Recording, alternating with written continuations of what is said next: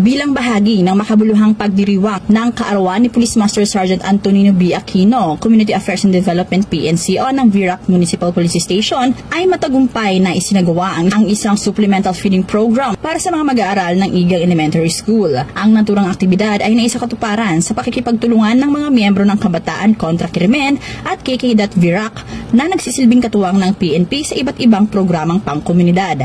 Layunin ng proyektong ito na higit pang mapabuti ang kalusugan at nutrisyon ng mga batang mag-aaral, kasabay ng pagpapatibay ng ugnayan, tiwala at pagtutulungan sa pagitan ng pulisya at ng komunidad.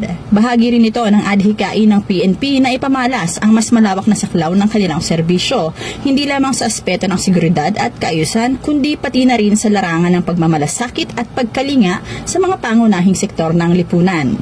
Ang Virac PNP ay patuloy na nagsisikap na maging kasangga ng bawat mamamayan sa paghubog ng ligtas, malusog at maunlad na komunidad.